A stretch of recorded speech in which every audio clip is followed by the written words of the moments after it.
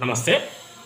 రాష్ట్రంలో ఉన్నటువంటి ఉపాధ్యాయ మిత్రులకి మరియు అధ్యాపక మిత్రులందరికీ ఉపాధ్యాయ దినోత్సవ సందర్భంగా ఉపాధ్యాయ దినోత్సవ శుభాకాంక్షలు తెలియజేస్తున్నాను.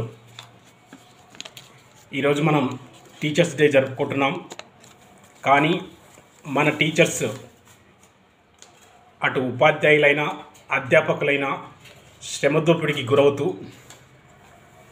తాత్కాలిక జీతాలకే పరిమితమైపోయినటువంటి పరిస్థితి రాష్ట్రంలో నెలకొన్నది.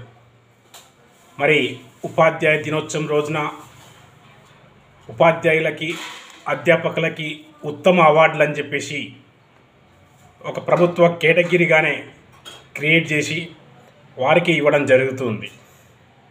మరి 75% విద్యను అందిస్తున్నటువంటి ఉపాధ్యాయులకి అధ్యాపకులకి అవార్డులు ప్రకటించకపోవడం రాష్ట్ర ప్రభుత్వ వైఫల్యమే కారణమని చెప్పేసి తెలియజేస్తున్నాం.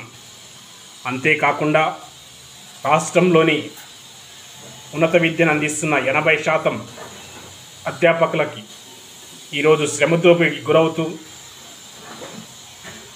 చాలని జీతాలతోటి జీవితం గడుపుతున్నటువంటి అధ్యాపక మిత్రులకి దాదాపు 2 నుంచి 6 నెలల జీతం రాక తీవ్ర ఇబ్బందులకు గురవుతున్నటువంటి అధ్యాపకులందరికీ రాష్ట్ర ప్రభుత్వం పునరాలోచించి ఖచ్చితంగా వారికి జీతాలు చెల్లించే విధంగా ఉపాధ్యాయ దినోత్సవం కాబట్టి ఉపాధ్యాయ దినోత్సవాన్ని మరి ఆనందోత్సవాలతో ఉండాలి అంటే అధ్యాపకులు కానీ ఉపాధ్యాయులు కానీ ఆనందోత్సవంలో ఉండాలి. కానీ అది లేనటువంటి పరిస్థితి రాష్ట్రంలో నెలకొన్నది. కనీస జీతాలు కూడా ఇవ్వనటువంటి పరిస్థితి కార్పొరేట్ యాజమాన్యం తయారైపోయింది.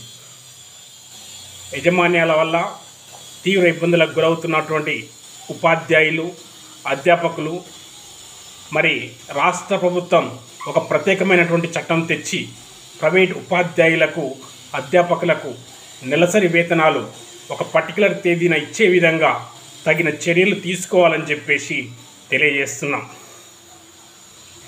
ఏది ఏమైనా ఉపాధ్యాయ మిత్రులకు అధ్యాపక మిత్రులందరికీ కూడా మరొకసారి ఉపాధ్యాయ దినోత్సవ శుభాకాంక్షలు తెలియజేస్తున్నాను.